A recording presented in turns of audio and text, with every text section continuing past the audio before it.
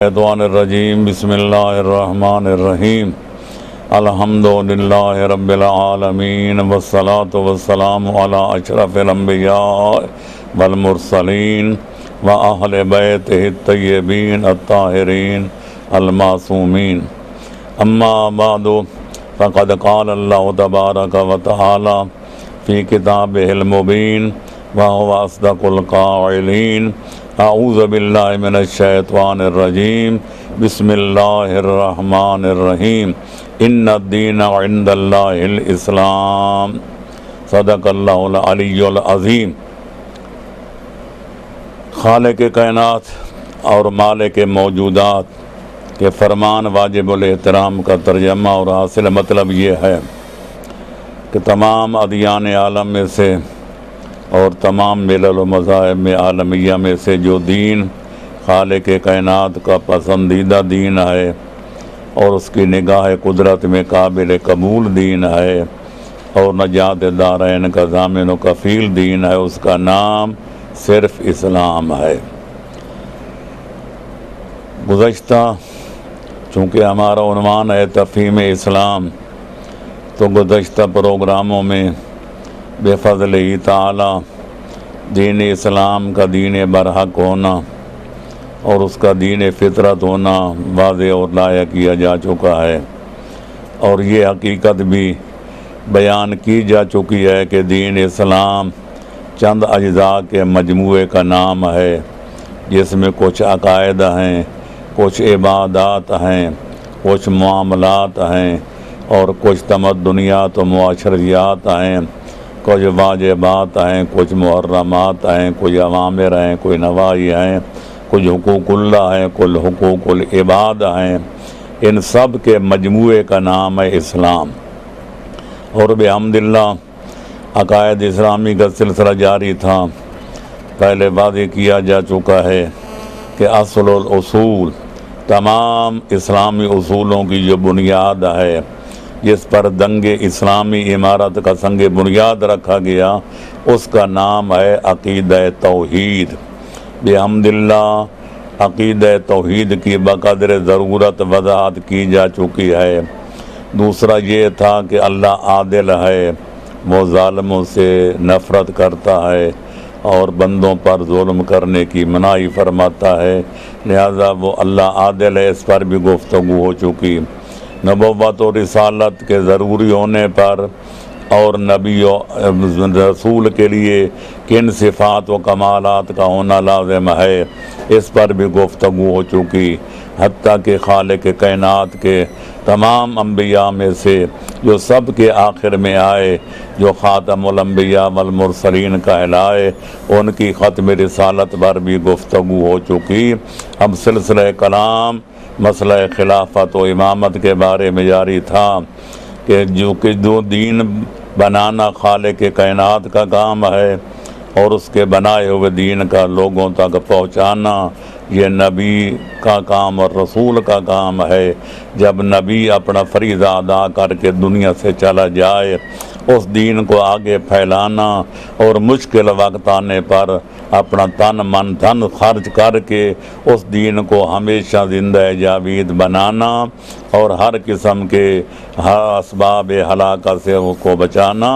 یہ نبی کا وسیع کا کام ہوتا ہے، قائم مقام کا کام ہوتا ہے، پیغمبر کے جانشین کا کام ہوتا ہے اور امام کا کام ہوتا ہے۔ تو لہٰذا جس طرح کسی کام کا بنانا بڑا ضرور مشکل ہوتا ہے، اس سے زیادہ مشکل ہے اس کام کا باقی رکھنا۔ تو چونکہ پہلے یہ تھا کہ ہر نبی کے بعد دوسرا نبی آ جاتا تھا، دوسرا نبی جاتا، تیسرا آ جاتا، لیکن ہمارے پیغمبر خاتم پر صلی اللہ علیہ وآلہ وسلم دین مکمل ہو گیا، اللہ کی طرف سے نعمتیں تام و تمام ہو چکی اور تکمیل دین کی سند مل چکی، الیوم اکملت لکم دینکم کا اعلان ہو چکا۔ تو لہٰذا اب نئے نبی کی ضرورت نہیں رہی، خاتم الانبیاء کے بعد ہر قسم کی نبوت کا دروازہ بند ہو گیا، نہ کوئی پیغمبر اکرم کے بعد بحیثیت نبی ہونے کے نہ من جانب اللہ نبی آئے گا، نہ کوئی رسول آئے گا، نہ اسلام کے بعد کوئی نئی شریعت آئے گی۔ اگر اب آئے گی تو صرف قیامت آئے گی، جیسا کہ حدیث میں موجود ہے کہ پیغمبر اکرم نے 2 انگلیاں ملا کر فرمایا آنا واتسات و کہاتین، میں اور قیامت یوں ملے ہوئے ہیں، یعنی میرے بعد اگر آئے گی تو صرف قیامت آئے گی، نہ کوئی نبوت آئے گی، نہ کوئی رسالت آئے گی، نہ کوئی شریعت آئے گی۔ تو ظاہر ہے کہ اس دین کا باقی رکھنا، قیامت کب آئے گی یہ اللہ کے علم اعلیٰ جو جلی عال وقت اللہ ہو، اللہ ہی بہتر جانتا ہے کہ قیامت کبریٰ قائم ہوگی۔ لہذا ضروری تھا کہ پیغمبر اکرم کے لائے ہوئے خالق کائنات کے بنائے ہوئے دین کی بقا کے لیے، اس کے آئین اور قانون کے نفاذ کے لیے، اس کو ہر قسم کی تحریف اور تبدیلی سے حفاظت و حراست کے لیے خالق کائنات خلافت اور امامت اور وراثت و وصایت کا انتظام فرماتا۔ چنانچہ گزشتہ پروگراموں میں اس پر گفتگو ہو چکی ہے کہ پیغمبر اکرم نے فرمایا تھا کہ پہلے نبیوں کے بعد نبی آتے تھے، میرے بعد اب نبی تو کوئی نہیں آئے گا، البتہ میرے خلیفے ہوں گے، میرے جانشین ہوں گے، میرے قائم مقام ہوں گے۔ اب رہے گی یہ بات کہ وہ کون ہیں۔ اس سلسلہ میں مکمل گفتگو ہو چکی ہے کہ بحمد اللہ پیغمبر اکرم کے بعد اللہ کے قرآن کے آیات گواہ ہیں، پیغمبر خاتم کے روایات گواہ ہیں، اور جو ہیں ہزاروں دلائل اور براہین قائم ہیں کہ پیغمبر اکرم کے بعد ان کی مسند کے وارث علی اور اولاد علی کے 12 امام ہیں جو پیغمبر کے قائم مقام بھی ہیں، دنیا کے ہادی و رہنما بھی ہیں، ہمارے دین و دنیا کے پیشوا بھی ہیں، مقتدا بھی ہیں۔ لہذا اس سلسلہ میں بحمد اللہ بقدر ضرورت چند قرآنی آیات شریفہ کی تلاوت کی جا چکی ہے۔ مفسرین اسلام کے بیانات کی روشنی میں اس پر کما حق ہو تبصرہ کیا جا چکا ہے۔ آج میں چاہوں گا کہ سلسلہ کو مکمل کرنے سے پہلے پیغمبر اکرم صلی اللہ علیہ وآلہ وسلم کی چند روایات کی روشنی میں یہ واضح کر دیا جائے جو کچھ اللہ کا قرآن کہتا ہے وہی وما ینطق عن الہویٰ کے مصداق پیغمبر اکرم صلی اللہ علیہ وآلہ وسلم کا فرمان بھی کہتا ہے۔ لہذا قرآن کی روشنی میں ثابت ہو گیا کہ پیغمبر اکرم کے قائم مقام علی ولی سے لے کر مہدی دوران تک 12 ہیں، اور یہی احادیث نبویہ کا مفاد اور ماحصل ہے۔ چنانچہ سلسلہ میں اس قدر روایات موجود ہیں کہ جن کا دو احصاء کرنا مشکل نہیں، ناممکن نہیں تو مشکل ضرور ہے، لیکن بقول غلا کہ ما لا یدرک کلہ لا یترک کلہ، جو چیز مکمل طور پہ حاصل نہ ہو سکے اس کا مکمل چھوڑ دینا بھی عقل مندی نہیں ہے۔ لہذا بطور نمونہ مشتعد خروارے 2-4 احادیث شریفہ کے پیش کرنے کی سعادت حاصل کروں گا۔ چنانچہ اس سلسلہ میں سب سے زیادہ اہم، مستند، معتبر بلکہ متواتر روایت وہ ہے جو حدیث ثقلین کے نام سے کتب فریقین میں مشہور ہے، جس کی صحت پر، صداقت پر، حقانیت پر بلکہ اس کے تواتر پر علماء فریقین کا اتفاق ہے۔ اور اس موضوع پر بحمداللہ میں نے خود 300-400 صفحے کی کتاب تحقیقات الفریقین فی حدیث ثقلین کے نام سے لکھ کر شائع بھی کی ہے، اور اس میں ثابت کیا ہے کہ اس سے بڑھ کر عالم علی اور اولاد علی کی امامت خلافت پر اور کوئی بڑھ کر دلیل نہیں ہے۔ اور وہ حدیث یوں ہے جیسا کہ تمام اسلامی کتابیں چھلک رہی ہیں، تفسیریں چھلک رہی ہیں، کتب احادیث سے لبریز نظر آتی ہیں کہ پیغمبر اکرم صلی اللہ علیہ وآلہ وسلم نے فرمایا انی تارک فیکم الثقلین کتاب اللہ و عترتی اہل بیتی ما ان تمسکتم بہما لن تضلوا بعدی وانہما لن یفترقا حتی یرد علی الحوض۔ اے میرے کلمہ پڑھنے والو، مجھے خاتم الانبیاء جاننے والو، میرا کار رسالت مکمل ہو چکا، جو دین خالق کائنات نے بنایا تھا میں نے بلا کم و کاس وہ لوگوں تک پہنچا دیا، میرا کام مکمل ہو چکا،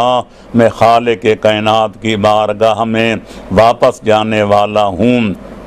لیکن چونکہ میں رحمت للعالمین بن کر آیا، میری نبوت اور رسالت کی حدود قیامت تک متصل ہیں، قیامت سے متصل ہیں، اس لیے میں تمہیں اور آنے والی نسلوں کو ہر قسم کی گمراہیوں سے بچانے کے لیے، صراط مستقیم پر چلانے کے لیے اور ہر قسم کے جو ہے خالق کائنات کی خوشنودی کا پروانہ دلانے کے لیے میں دو عظیم الشان اور گراں قدر چیزیں چھوڑ کے جا رہا ہوں۔ ایک کا نام اللہ کی کتاب ہے جسے قرآن کہا جاتا ہے، اور دوسری میری اطرت اہل بیت ہے جسے علی اور اولاد علی علیہم السلام کہا جاتا ہے۔ یاد رکھو، جب تک تم ان دونوں کے دامن سے متمسک رہو گے، تمہارے ایک ہاتھ میں دامن قرآن ہوگا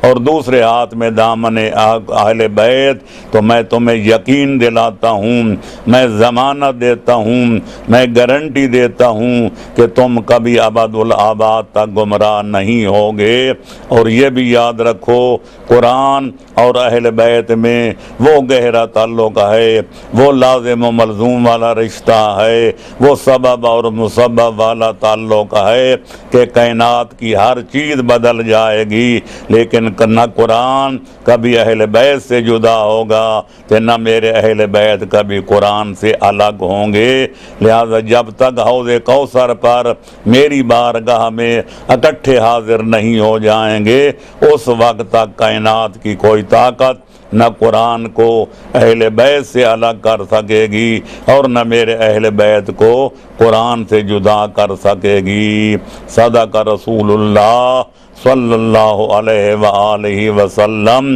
یہ بات کسی وضاحت کی محتاج نہیں ہے کہ پیغمبر اکرم نے قرآن کے ساتھ اپنی اطرت اہل بیت کو واجب الاتباع قرار دیا ہے، اور پہلے بیان ہو چکا آیہ مبارکہ اطیعوا اللہ واطیعوا الرسول کی شان ورود میں کہ جس ہستی کی اطاعت مطلقہ واجب قرار دی جائے اس کے لیے عقلاً اور شرعاً معصوم ہونا ضروری ہے۔ اس سے پتہ چلا کہ پیغمبر اکرم کے بعد علی سے لے کر مہدی دوران تک یہ وہ ہستیاں ہیں کہ جن کا دامن عصمت ہر قسم کے گناہ صغیرہ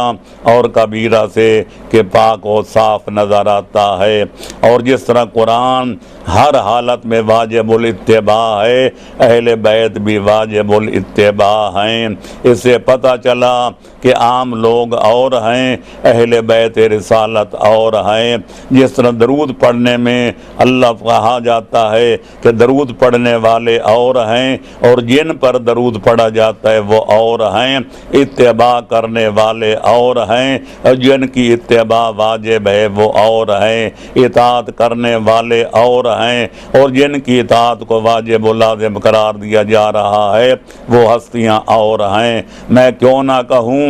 اگر ساری کائنات کی کتابیں ایک طرف ہو جائیں اور قرآن مجید ایک طرف ہو تو لاکھوں کتابیں چھوڑی جا سکتی ہیں، لیکن قرآن کا دامن نہیں چھوڑا جا سکتا، کیونکہ پیغمبر اکرم نے وضاحت کی تھی کہ کہ مجھ پر جھوٹ بولنے والے پیدا ہو گئے ہیں۔ جو تم تک میری حدیث پہنچے اس کو قرآن پہ پیش کرنا، لہذا جو حدیث مطابق قرآن ہو اس کو میری حدیث سمجھ کے لے لینا، اور جو حدیث قرآن سے ٹکرا جائے فَاضْرِبُوهُ عَلَى الْجِدَارِ، اس کو دیوار پہ پھینک دینا۔ تو جس طرح تمام احادیث و روایات اور جو ہے کتابوں کے پرکھنے کا معیار قرآن مجید ہے، اسی طرح تمام انسانوں کے پرکھنے اور جانچنے کا معیار آل محمد ہیں۔ لہذا جو بندہ آل محمد اطرت اہل بیت کے مطابق ہے وہ قابل احترام ہے، اور اگر ساری دنیا ایک طرف ہو جائے آل محمد دوسری طرف ہو جائیں تو پیغمبر نے فیصلہ کر دیا حق ادھر ہوگا جدھر میری اطرت اہل بیت ہوگی۔ لہذا اور یہ سلسلہ قیامت تک قائم رہے گا، اور قبر عظیم یہ بات واضح کی جا چکی ہے کہ سلسلہ قیامت جو ہے سلسلہ خلافت و امامت ہے۔ یہ پیغمبر اکرم نے فرمایا تھا کہ جب تک قیامت کبریٰ قائم نہیں ہوگی اس وقت تک سلسلہ خلافت کبھی قطع نہیں ہوگا۔ لہذا یہ حدیث شریف اس بات کی نص صریح ہے کہ قرآن بھی قیامت تک قائم رہے گا، اور اطرت اہل بیت جو قرآن کے مفسر بھی ہیں، قرآن کے شارح بھی ہیں، قرآن کی عملی تفسیر بھی ہیں۔ قرآن اگر اللہ کی کتاب صامت ہے تو علی سے لے کر مہدی تک قرآن ناطق نظر آتے ہیں، یعنی جو کچھ اللہ کے دین کے احکام جو اوامر و نواہی قرآن میں مکتوبی شکل میں نظر آتے ہیں وہ آل محمد کی صورت میں اور ان کی سیرت میں بولتا ہوا قرآن نظر آتا ہے۔ لہذا قرآن بھی لا ریب ہے اور اہل بیت رسالت بھی لا عیب ہے۔ قرآن بھی واجب الاتباع ہے، آل محمد بھی واجب الاطاعت اور واجب الاتباع ہیں۔ لہذا ماننا پڑے گا کہ پیغمبر اکرم کے بعد اگر ان کے قائم مقام ہیں اور وہ دین کے ناشر ہیں، دین کے محافظ ہیں اور قیامت تک کو قرآن کے ساتھ رہیں گے تو وہ اہل بیت نبوت و رسالت ہیں۔ چنانچہ تاریخ گواہ ہے کہ دنیا نے بڑی کوششیں کی کہ قرآن کو اہل بیت سے جدا کر دیا جائے یا قرآن کو اہل بیت سے الگ کر دیا جائے، لیکن تاریخ اسلام کے اوراق گواہ ہیں کہ سید الشہداء نے حضرت امام عالی مقام حسین ابن علی نے گردن کٹوا کر نو کے نیزہ پہ بلند کرا کر اور شام کے بازار سے گزرتے ہوئے دربار کی طرف جاتے ہوئے قرآن کی تلاوت کر کے دنیا کو بتا دیا کہ ظالمو، ستمرانو، تو ستم کیشو، تم ظلم و جور کر کے ہمارے جسم اور جان میں جدائی ڈال سکتے ہو، ہمارے بدن اور سر میں جدائی ڈال سکتے ہو، لیکن ہمارے نانے کے فرمان کو غلط ثابت نہیں کر سکتے۔ ہمارا جسم کربلا میں ہے، سر ہمارا نو کے سینہ پر ہے، پر قرآن کی تلاوت کر کے دنیا کو بتائیں گے قرآن ہمارے ساتھ ہے اور ہم قرآن کے ساتھ ہیں۔ لہذا اس سے پتہ چلا کہ پیغمبر اکرم کے قائم مقام اطرت اہل بیت ہیں جو حیدر قرار سے لے کر مہدی دوران تک 12 ہیں، نہ قیامت تک نہ 12 کے 13 ہوں گے نہ 12 کے 11 ہوں گے، یہ 12 ہی کا عدد ہے۔ 11 دنیا میں جا کر تشریف لے جا چکے ہیں، اپنا فراز ادا کر چکے ہیں، اور 12ویں لال ولایت کے دور میں ہم زندہ ہیں اور انشاءاللہ زندہ رہیں گے۔ اس پر آگے چل کر گفتگو کی جائے گی اور ثابت کیا جائے گا کہ قدم سے مہدی دین کے زمین قائم ہے پانی پر، قرار کشتی دنیا کے لنگر ایسے ہوتے ہیں۔ اب رہے گی دوسری حدیث پیغمبر اکرم کی یہ حدیث بھی پہلی حدیث کی طرح مستند بھی ہے، معتبر بھی ہے، اس کی صحت پر، صداقت پر، حقانیت پر علماء فریقین کا اتفاق ہے۔ ایک دو کتابوں کا نام نہیں، سینکڑوں کتابیں چھلک رہی ہیں کہ پیغمبر اکرم نے فرمایا تھا، جس کا عنوان ہے حدیث سفینہ، فرماتے ہیں مثل اہل بیتی کمثل سفینۃ نوح من رکبہا نجا ومن تخلف نزل فغرق وہوا۔ اے لوگو، میرے جس طرح حضرت نوح کے دور میں ایک طوفان آیا تھا اور اس میں قرآن گواہ ہے کہ وہی لوگ بچے تھے جو حضرت نوح کی بنائی ہوئی کشتی پہ سوار ہو گئے تھے۔ اگر کوئی غیر سوار ہو گیا تھا وہ پار ہو گیا تھا، اگر نوح کا سگا بیٹا اس سے منہ موڑا تھا تو وہ ہلاک و برباد ہو گیا تھا، غرق ہو کر تباہ ہو گیا تھا۔ تو پیغمبر اکرم فرما رہے ہیں میرے بعد بھی ایک سیلاب آئے گا، ایک فلڈ آئے گا، طغیانی آئے گی، لیکن وہ باد و باران کا سیلاب نہیں ہوگا بلکہ کفر و شرک اور نفاق کا فلڈ آئے گا، اور اس سے وہی بچے گا جو میری کشتی اہل بیت پہ سوار ہو جائے گا۔ جو اس پہ سوار ہو جائے گا میں ضمانت دیتا ہوں کہ وہ یقیناً ان طوفانوں سے پار ہو جائے گا، اور جو اسے منہ موڑے گا، روگردانی کرے گا، وہ دنیا میں ہلاک ہو جائے گا اور آخرت میں جہنم میں گر کے برباد ہو جائے گا۔ اس سے بڑھ کر اور کیا ثبوت اس بات کا ہو سکتا ہے کہ پیغمبر اکرم کے بعد اگر اطاعت واجب ہے تو اہل بیت رسالت کی ہے، اگر نجات ہے تو آل محمد کا دامن تھامنے میں ہے، اگر دین و دنیا کی کامیابی ہے تو اتباع اہل بیت میں ہے، اگر اخروی فوز و فلاح ہے تو آل محمد کی کشتی نجات پہ سوار ہونے میں ہے۔ اور ظاہر ہے کہ کشتی پہ سوار ہونا ایک محاورہ ہے، ورنہ مطلب واضح ہے کہ نجات کے لیے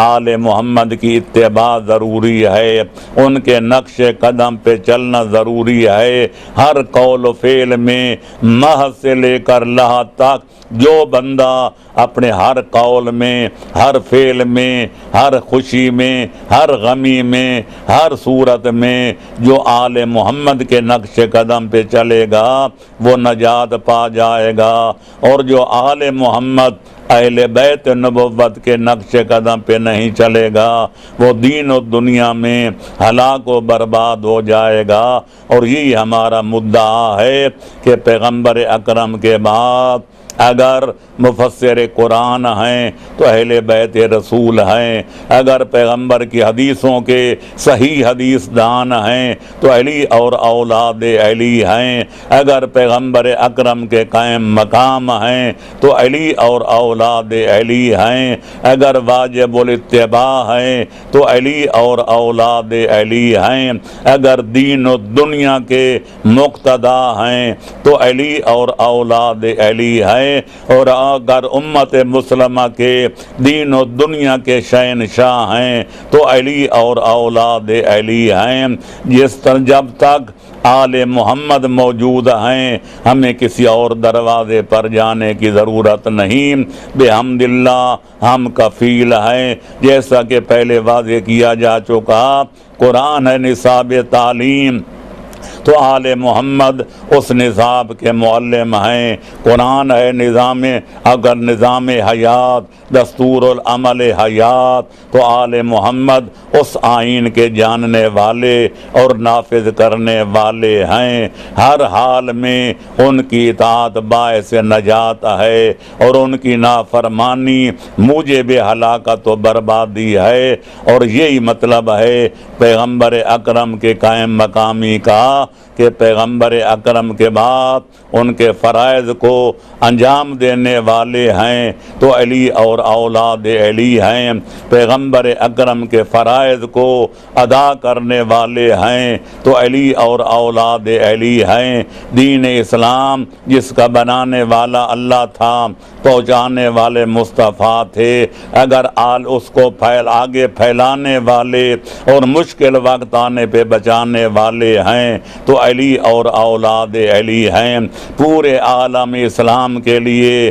بلکہ پورے عالمین کے لیے اگر باعث نجات ہیں تو علی اور اولاد علی ہیں، سفینہ نجات ہیں تو علی اور اولاد علی ہیں۔ اس لیے کسی شاعر نے کیا خوب کہا تھا، ادھر آ بحرے عشق پنج تن میں ڈال دے کشتی، جو اس میں ڈوب جائے اس کا بیڑا پار ہوتا ہے۔ ہاں تو میں عرض کر رہا تھا کہ پیغمبر اکرم صلی اللہ علیہ وسلم کے احادیث کو دیکھا جائے کہ اس قدر کثرت کے ساتھ ارشادات نبویہ ملتے ہیں جس سے روز روشن کی طرح یہ حقیقت واضح اور آشکار ہو جاتی ہے کہ پیغمبر اکرم کسی ابہام کے بغیر، کسی اجمال کے بغیر، واضح لفظوں میں، غیر مبہم الفاظ میں بار بار اعلان کر کے گئے کہ میرے بعد اگر ہادی ہیں تو میرے اہل بیت ہیں، میرے قائم مقام ہیں تو میرے اہل بیت ہیں، اگر میرے بعد دین کے ناصر و ناشر ہیں تو اہل بیت ہیں، اگر محافظ و حامی ہیں تو علی اور اولاد علی ہیں۔ اس سلسلہ میں ایک اور فرمان بھی ملتا ہے اور وہ بھی پہلی دو حدیثوں کی طرح اس قدر مشہور ہے بلکہ متواتر ہے کہ جس کا کوئی انکار نہیں کر سکتا۔ کتب سیاست اب چھلک رہی ہیں، علاوہ بری تفاسیر قرآن لبریز نظر آتی ہیں کہ پیغمبر اکرم نے ایک دو مقامات پہ نہیں، میں نے پوری تفصیل کے ساتھ اپنی کتاب اثبات و امامت الامت-P-4 فی ضوء العقل والآیات والاخبار کے اندر 10 مقامات پر کتب فریقین کی روشنی میں ثابت کیا ہے کہ پیغمبر اکرم صلی اللہ علیہ وسلم نے فرمایا تھا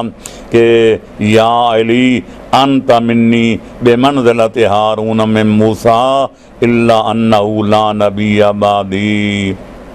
یا علی، آپ کو مجھ سے وہی نسبت ہے جو حضرت ہارون کو جناب موسیٰ سے تھی، فرق اتنا ہے کہ میرے بعد کوئی نبی نہیں ہے۔ مطلب واضح ہے، اگر نبوت کے دروازے پہ تالا نہ لگ چکا ہوتا، باب نبوت مسدود نہ ہو چکا ہوتا، میرے بعد اگر سلسلہ رسالت و نبوت ختم نہ ہو چکا ہوتا تو تم یقیناً میرے بعد نبی ہوتے، لیکن تم نبی تو نہیں ہو، پر باقی منازل ہارونیہ میں میرے ساتھ تمہیں وہی نسبت ہے جو ہارون کو موسیٰ سے تھی۔ اب دیکھنا یہ ہے کہ وہ منازل ہارونیہ کیا ہیں جو جناب ہارون کو حضرت موسیٰ بن عمران سے حاصل تھیں۔ قرآن پڑھنے سے واضح ہوتا ہے کہ ایک اخوت تھی، دوسری وصایت تھی، تیسری وزارت تھی، چوتھی سفارت تھی، یہ سارے، اور پانچویں شرکت امر نبوت تھی۔ واشرکوا فی امری کہ نسبحک کثیرا ونذکرک کثیرا۔ تو پیغمبر اکرم نے یہاں صرف نبوت کی نفی کر کے ثابت کر دیا کہ نبوت کو چھوڑ کر، منصب رسالت کو چھوڑ کر جو نسبتیں حضرت ہارون کو موسیٰ سے تھیں، تم کو وہی نسبتیں مجھ سے حاصل ہیں۔ اگر حضرت ہارون جناب موسیٰ کے بھائی تھے تو تم میرے بھائی ہو، اگر وہ ان کے وصی تھے تو تم میرے وصی ہو، اگر وہ میرے وزیر، وہ ان کے وزیر تھے تو تم میرے وزیر ہو، وہ ان کے سفیر تھے تو تم میرے سفیر ہو۔ اور یہ بات اس سے ثابت ہے کہ لفظ منزلت جو ہے یہ مصدر میمی ہے، اور جب اس میں مصدر میمی جس میں جنس مضاف ہو جائے تو نحو والوں کا، علم اصول والوں کا اتفاق ہے اس میں عمومیت اور استغراق کے معنی پائے جاتے ہیں۔ انت منی بے منزلت ہارون میں موسیٰ، اس کا مطلب یہ ہوا کہ تمہیں وہ تمام منازل حاصل ہیں جو حضرت ہارون کو حضرت موسیٰ سے تھے۔ لہذا اگر جناب یہ الگ بات ہے کہ تاریخ یہ بتاتی ہے کہ حضرت ہارون کا انتقال حضرت موسیٰ سے پہلے ہو گیا تھا، لیکن سوال یہ پیدا ہوتا ہے اگر خالق کائنات ان کا انتقال پہلے نہ کرتا، ان کو موت کا ذائقہ پہلے نہ چکھاتا، اگر حضرت موسیٰ کی وفات کے بعد جناب ہارون زندہ ہوتے تو پھر ان کے قائم مقام ہارون ہوتے یا کوئی اور ہوتا؟ ظاہر ہے اس سوال کا جواب ہر عقل مند، ہر ناظر بصیر، ہر سامع خبیر یہی دے گا کہ جناب ہارون کے ہوتے ہوئے سوال ہی پیدا نہیں ہو سکتا کہ ان کی مسند کا وارث کوئی اور ہوتا۔ تو میں کہتا ہوں وہاں تو یہ رکاوٹ پیدا ہو گئی کہ خالق کائنات نے حضرت ہارون کو پہلے موت کا ذائقہ چکھا دیا، لیکن پیغمبر اکرم کے بعد صلی اللہ علیہ وآلہ وسلم حیدر قرار تو موجود تھے۔ لہذا جب وہ مثیل ہارون موجود ہیں تو سوال پیدا ہوتا ہے ان کی موجودگی میں کسی اور کو منبر رسول پر قدم رکھنے کا حق کیا ہے؟ لہذا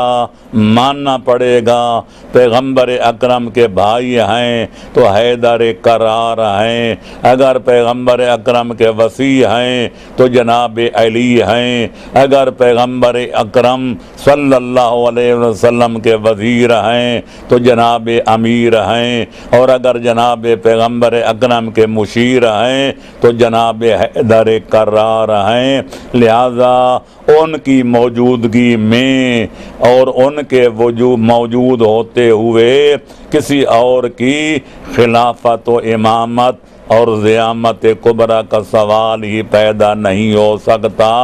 لہذا یہ نص صریح ہے کہ حضرت امیر کی موجودگی میں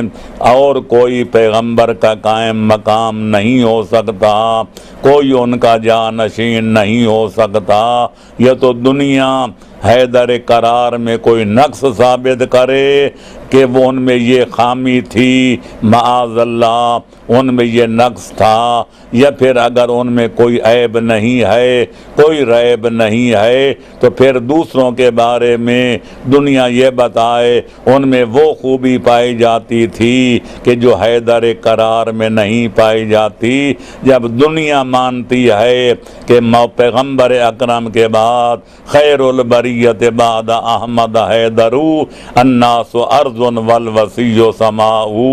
امیر شام نے بھی اقرار کیا تھا کہ پیغمبر اکرم کے بعد اگر ساری کائنات سے افضل اعلیٰ ہے تو علی ولی ہے، علی اور باقی لوگوں کی نسبت وہی ہے جو زمین و آسمان کی ہے، علی بمنزل آسمان کے ہیں اور دنیا بمنزل زمین کی ہے۔ تو لہذا آسمان کی موجودگی میں زمین کو کیا حق پہنچتا ہے کہ وہ اس کی جگہ پر کرے؟ لہذا پیغمبر اکرم صلی اللہ علیہ وآلہ وسلم نے صرف جنگ تبوک کے موقع پہ نہیں کہ فرمایا تھا کہ یا علی انت منی بے منزلت ہارون میں موسیٰ، خیبر کے میدان میں فرمایا، صد ابواب کے موقع پہ فرمایا، مواخات والے دن فرمایا۔ پیغمبر اکرم کا کم از کم 10 مقامات پر یہ اعلان کرنا علی کو مجھ سے وہی نسبت ہے جو ہارون کو موسیٰ سے تھی، یہ علی ولی کی خلافت، امامت، زعامت کا اعلان نہیں تو اور کیا ہے؟ لہذا معلوم ہوا کہ حیدر قرار پیغمبر اکرم کے قائم مقام بھی ہیں، کائنات کی ہادی و امام بھی ہیں، اور عالم اسلام کے رہبر و رہنما بھی ہیں، اور شاہ لا فتح بھی ہیں، فاتح اعظم اسلام بھی ہیں، محامی اور محافظ اسلام بھی ہیں۔ اور اس لیے ابو جناب علامہ ابن ابی حدید مدظلہ نے اپنے قصیدہ الویہ میں کہا تھا کہ ولولا ابو طالب وابنہ لما مصل الدین شخصا فقاما فہذا بمکہ تہاوا ہاما و آوا وہذا بیسرب جس الہماما۔ اگر جناب ابو طالب نہ ہوتے اور مکے والی زندگی پیغمبر میں ان کے خدمات نہ ہوتے، اور ہجرت نبوی کے بعد حیدر قرار کے مثالی جہاد نہ ہوتے، آج اسلام کا نام و نشان نہ ہوتا، اسلام اپنے پاؤں پہ کھڑا نہ ہوتا۔ اگر اسلام پھلا ہے، اگر پھولا ہے، اگر پروان چڑھا ہے اور آنے والی نسلوں تک پہنچا ہے، یہ جناب ابو طالب محسن اسلام کے احسانات اور زحمات کا نتیجہ ہے، یا حیدر قرار کے جہاد کا نتیجہ ہے۔ یا کیا خوب کہا ہے جناب ونگارا مالوی نے، اسلام کے دامن میں اور اس کے سوا کیا ہے، اسلام کے دامن میں اور اس کے سوا کیا ہے، ایک ضرب ید اللہ ایک سید شبیری۔ اگر حیدر قرار کی خارا شگاف تلوار نہ ہوتی، اور اگر سید الشہداء قربانی پیش کر کے از شہادت عظمیٰ قبول کر کے دین اسلام کا بیڑا پار نہ لگاتے، تو آج اسلام کا نام و نشان نہ ہوتا۔ افسوس سے کہنا پڑتا ہے کہ جن کے زحمات، جن کے خدمات کی بدولت اسلام پھیلا، اسلام پھولا، اسلام پروان چڑھا اور اب تک ہم تک پہنچا، دنیا ان کی قدر و منزلت نہیں کرتی۔ لہذا میرے سامعین کرام، آپ کو ماننا پڑے گا کہ پیغمبر اکرم کے بعد ان کی مسند کے وارث ہیں تو علی، اور ان کے بعد ان کی اولاد علی ہے، حسن مجتبیٰ ہیں، حسین سید الشہداء ہیں، ان کے بعد ان کے بیٹے علی زین العابدین ہیں، پھر باقر علم نبیین ہیں، تا آخر مہدی عجل اللہ تعالیٰ فرجہ شریف۔ ان کی موجودگی میں کسی اور کے وارث رسول ہونے کا سوال ہی پیدا نہیں ہو سکتا۔ اب آؤ ایک اور حدیث کی طرف آپ کی توجہ مبذول کراؤں۔ پیغمبر اکرم کا یہ فرمان، یہ بھی 20 کتابوں کے اندر موجود ہے، در منصور موجود ہے، کنز العمال ہے، فرائد السمتین ہموینی ہے، جواہر العقدین جو ہے وہ موجود ہے، کفایت الطالب ہے، الریاض النظرہ ہے، ینابیع المودت ہے، مودت القربہ ہے، اور وغیرہ وغیرہ، سب میں لکھا ہے کہ پیغمبر، اور مسند امام احمد حنبل بھی موجود ہے، پیغمبر اکرم فرماتے ہیں کہ ان علی منی وانا منہ وانہ ولی کل مومن بعدی، علی مجھ سے ہیں اور میں علی سے ہوں، اور علی وہ بزرگوار ہیں جو میرے بعد ہر مومن کے وسیع بھی ہیں، سرپرست بھی ہیں، اور ان کے مولا بھی ہیں، اور ان کے حاکم اعلیٰ بھی ہیں۔ اس سے بڑھ کر اور کیا اعلان ہو سکتا ہے کہ پیغمبر اکرم نے واضح کر دیا۔ اگر کوئی کہے کہ یہاں ولی کے معنی دوست کے ہیں، تو وہ تو پہلے اعلان ہو چکا تھا قرآن میں، المومنین المومنون بعضهم اولیاء بعض، کہ مومن مومنوں کے دوست ہیں۔ لہذا یہ معنی کرنا کہ علی میرے بعد مومنوں کے دوست ہیں، وہ تو ان کی زندگی میں بھی مومنوں کے دوست تھے، بعد میں بھی تھے، اس میں کوئی خصوصیت نہیں۔ ہر مومن مومن کا دوست ہے، ہر مومن مومن کا بھائی ہے، لیکن یہاں پیغمبر اکرم صلی اللہ علیہ وآلہ وسلم جس ولایت کا اعلان کر رہے ہیں وہ ولایت بمعنی نصرت ہے، وہ ولایت بمعنی حکومت ہے، وہ ولایت بمعنی سردار ہے، وہ ولایت بمعنی سرپرست ہے، جس طرح کہ آیت مبارکہ میں انما ولیکم اللہ ورسولہ والذین آمنوا الذین یقیمون الصلاۃ ویؤتون الزکاۃ وہم راکعون۔ خالق کائنات اعلان فرما رہا ہے کہ تمہارے سردار تین ہیں، تمہارے سرپرست تین ہیں، تمہارے حاکم اعلیٰ تین ہیں، تم مطلق الاعلان نہیں ہو، تم آزاد نہیں ہو، خلی الازار نہیں ہو، تمہارے تین سردار ہیں۔ سب سے پہلا سردار وہ ہے جو تمہارا خالق بھی ہے، تمہارا مالک بھی ہے، تمہارا پالک بھی ہے، لہذا وہ سب سے بڑا سردار ہے۔ اور دوسرا سردار وہ بزرگوار ہے جو اللہ کا رسول ہے، اللہ کا دین پہنچانے والا ہے، اللہ کا حلال و حرام بتانے والا ہے، جنت و جہنم کے راستے دکھانے والا ہے، جس کا نام احمد مختار صلی اللہ علیہ وآلہ وسلم ہے۔ اور تیسرا سردار وہ بزرگوار ہے جو ایسا مومن ہے جس کے ایمان میں کوئی کافر بھی شک نہیں کر سکتا، ایسا عبادت گزار، ایسا نمازی ہے کہ جس کے ذمے کوئی فریضہ یا نافلہ قضا نہیں ہے، اور اتنا عبادت گزار، اتنا اطاعت شعار ہے کہ ایک وقت میں کام دو انجام دیتا ہے، ادھر نماز پڑھتا ہے، جب رکوع میں جائے تو زکوٰۃ خداوندی بھی ادا کرتا ہے۔ ہم نے تاریخ کو پڑھا، ہم نے اسلام کی تاریخ کو پڑھا، بزرگوں کے کلام کو پڑھا، پیغمبر اکرم کے فرمان کو پڑھا، ہم نے قرآن کو پڑھا۔ اس 1400 سال کی تاریخ میں نزول آیت سے لے کر آج 15ویں صدی تک ان تینوں صفات کا مالک سوائے حیدر قرار کے کوئی اور نظر نہیں آیا۔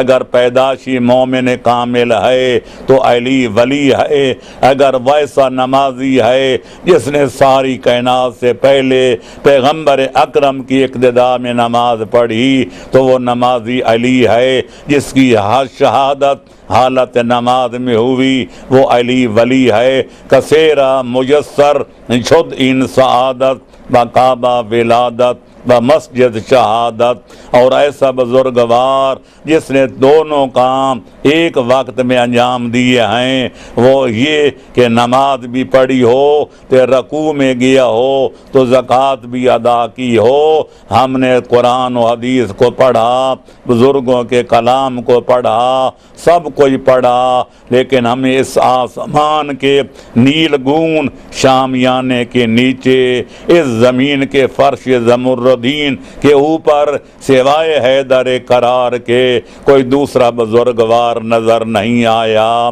تو لہذا یہاں بھی ولی کے معنی سرپرست کے ہیں، مولا کے ہیں، اولا کے ہیں، رضا اور ناصر و مددگار کے ہیں، حاکم اعلیٰ کے ہیں۔ اور یہی پیغمبر اکرم یہاں فرما رہے ہیں کہ انہ ولی کل مومن بعدی، کہ میرے بعد ہر مومن کا سردار علی ہے، ہر مومن کا آقا نامدار میرے بعد علی ولی ہے، ہر مومن کا جو ہے سرپرست و اعلیٰ علی ولی ہے۔ لہذا اب مجھے بتایا جائے اور کوئی تو مجھے سمجھائے، اگر یہاں یہ معنی نہیں تو پھر پیغمبر اکرم کے اس اعلان کا مطلب کیا ہے؟ یہ وہی بات ہے جو غدیر خم کے میدان پر پیغمبر اکرم نے جب علی ولی کی ولایت کا اعلان کیا تھا اور فرمایا تھا من کن تو مولا ہو فہذا علی مولا ہو، تو تاریخ گواہ ہے کہ جب بزرگان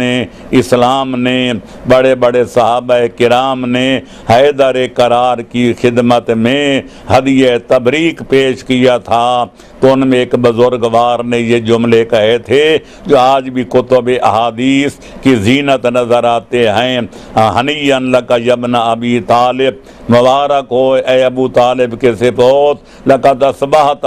مولا یا و مولا کل مومن و مومنہ، آپ پہلے والے علی نہیں رہے، آج کس اعلان رسالت کے بعد صرف آپ میرے ہی نہیں بلکہ ہر مومن مرد اور ہر مومنہ عورت کے ولی بن گئے ہیں، سردار بن گئے ہیں، آقائے نامدار بن گئے ہیں۔ تو میرے دوستو،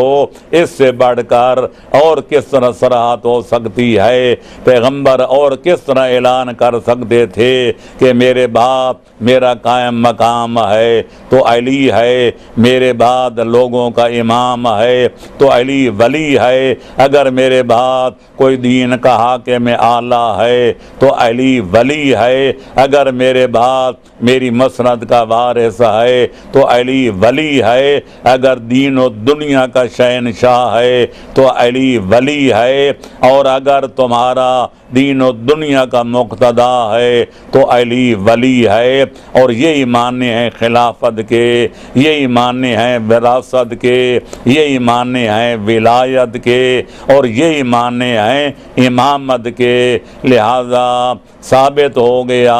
کہ پیغمبر اکرم کے بعد آپ نے یہ واضح کر دیا تھا، یہ اعلان کر دیا تھا کہ میرے بعد میری مسند کے وارث کون ہوں گے۔ لہذا یہ کہنا کہ مَضَى النَّبِيُّ وَلَمْ يُوصِ إِلَىٰ أَحَدٍ، کہ پیغمبر اس طرح دنیا سے چلے گئے کہ کچھ نہیں بتایا تھا کہ میرے بعد میرا قائم مقام کون ہوگا، اس کو صحیح نہیں کہا جا سکتا۔ یہ صاحب شرح مواقف کی ذاتی رائے ہے، ورنہ آدم سے لے کر عیسیٰ ابن مریم تک چلے جائیں، کوئی نبی اس وقت تک دنیا سے نہیں گیا جب تک اپنی امت کو اپنے بعد اپنی مسند کے وارث کا تعارف کرا کے نہیں گیا، نام و نشان بتا کے نہیں گیا۔ تو لہٰذا جب اللہ کا طریقہ کار یہی رہا ہے کہ ہر آنے والا نبی اپنے بعد اپنے وصی کا اعلان کر کے جاتا تھا، اظہار کر کے جاتا تھا، معرفی کرا کے جاتا تھا، تو پیغمبر اکرم صلی اللہ علیہ وآلہ وسلم کے دور میں اللہ کا قانون کیوں بدل گیا، اللہ کا آئین کیوں تبدیل ہو گیا؟ وَلَن تَجِدَ لِسُنَّتِ اللَّهِ تَبْدِيلًا، اللہ کے اٹل قانون بدلہ نہیں کرتے۔ لہذا پیغمبر اکرم نے بھی اپنے بعد 1,00,000 سے زائد مجمع عام میں پلانوں کے منبر پہ جا کے حیدر کرار کا بازو تھما کے اور دنیا کو دکھا کے فرما دیا تھا کہ میرے بعد میری مسند کا وارث علی ہے، میرے بعد دین و دنیا کا شہنشاہ علی ہے، میرے بعد میرا قائم مقام علی ہے، اور میرے بعد عالمین کا امام علی ولی ہے، مفسر قرآن علی ولی ہے، قرآن علی کے ساتھ، علی قرآن کے ساتھ، القرآن ما علی و علی مع القرآن لن یفترقا حتی یرد علی الحوض، کہیں فرمایا الحق ما علی و علی مع الحق، اللہم عادر الحق ایسو ما دار علی۔ دنیا والو، حق علی کے ساتھ ہے، علی حق کے ساتھ ہیں۔ پھر دعا مانگتے ہیں کہ اے پروردگار، میری دعا ہے، میری استدعا ہے، میری التجا ہے کہ جدھر جدھر میرا بھائی علی پھرتا جائے حق بھی ادھر ادھر پھرتا جائے۔ پیغمبر یوں بھی فرما سکتے تھے کہ جدھر حق پھرتا جائے ادھر علی پھرتے جائیں، لیکن اگر ایسا کہتے تو حق امام بن جاتا، علی ماموم بن جاتے، لیکن علی ایسے امام القول ہیں کہ پیغمبر اکرم نے یہ فرما کر کہ یا اللہ جدھر میرا بھائی علی پھرتا جائے حق بھی ادھر پھرتا جائے۔ دنیا کو بتا دیا، واضح فرما دیا کہ علی وہ ہیں جو صرف تمہارے عام لوگوں کے امام نہیں بلکہ علی حق کے بھی امام ہیں۔ جدھر علی ہوتے ہیں حق ان کے پیچھے پیچھے نظر آتا ہے۔ علی مصلی امامت پہ کھڑے ہو جائیں، امامت فرمائیں، نماز با جماعت پڑھائیں، حق بھی ان کے پیچھے سب میں کھڑا ہو کر نماز پڑھتا ہوا نظر آتا ہے۔ ہم اللہ کی لاکھ لاکھ حمد و ثنا کرتے ہیں کہ جس نے پیغمبر اکرم کے بعد ہمیں علی اور اولاد علی کی معرفت عطا فرمائی ہے اور ان کے نقش قدم پر چلنے کی سعادت عطا فرمائی ہے۔ اللہ کرے ہم تو کہتے ہیں کہ یا علی ہم تو تیرے ہیں، اللہ کرے ہم اس قابل بن جائیں کہ والی نجف بھی فرمائے، شہنشاہ نجف بھی فرمائے، پیغمبر اکرم کا قائم مقام اور کائنات کا ہادی و امام علی بھی فرمائے کہ میں گواہی دیتا ہوں کہ تم میرے ہو۔ اگر حیدر کرار نے ہمیں اپنی غلامی میں قبول کر لیا پھر کسی قسم کے خوف و ہراس کی کوئی ضرورت نہیں ہے۔ اللہ کا وعدہ ہے کہ یوم ندعو کل اناس بامامہم، کہ قیامت والے دن ہم ہر قوم کا حشر نشر اس کے امام کے ساتھ کریں گے، ہر قوم کا بلاوا اس کے امام کے ساتھ کریں گے۔ تو لہذا اللہ کرے ہمیں علی ولی کے نام سے پکارا جائے اور ہمارا حشر نشر ان کے ساتھ ہو جائے۔ انشاءاللہ علی وہ امام ہیں کہ جن کے ٹکٹ کے بغیر کوئی بندہ جنت میں نہیں جا سکتا۔ ادھر ٹکٹ لے کر جنت تک پہنچنا پڑے گا، جیسا کہ سوائے کے محرقہ میں ہے کہ لا یجوز احد الصراط الا من كتب له علی الجواد، اور آگے جنت میں داخلے سے پہلے دو کام اور بھی کیے جائیں گے۔ ایک بڈھوں کو جوان بنایا جائے گا اور جوان بنانے کے بعد پھر حسین کا غلام بنایا جائے گا، کیونکہ الحسن والحسین سیدہ شباب اہل الجنہ، پیغمبر نے واضح کر دیا کہ جو جنت میں جائے گا وہ جوان بن کے جائے گا، اور جو جوان جائے گا وہ حسین کا غلام بن کے جائے گا۔ اور یہ بھی فرما دیا وَأَبُوهُمَا أَفْضَلُ مِنْهُمَا أَوْ خَيْرٌ مِنْهُمَا، کہ کائنات کے جوانوں کے، جنت کے جوانوں کے سردار حسین شریفین نظر آتے ہیں، اور جو ان کے والد بزرگوار ہیں حیدر کرار ہیں وہ ان کے بھی سردار ہیں۔ اور ہمارا عقیدہ ہے جو پیغمبر اسلام ہیں جد الحسن والحسین ہیں وہ علی کے بھی سردار ہیں۔ وآخر دعوانا ان الحمد للہ رب العالمین۔ گھنٹہ مکمل۔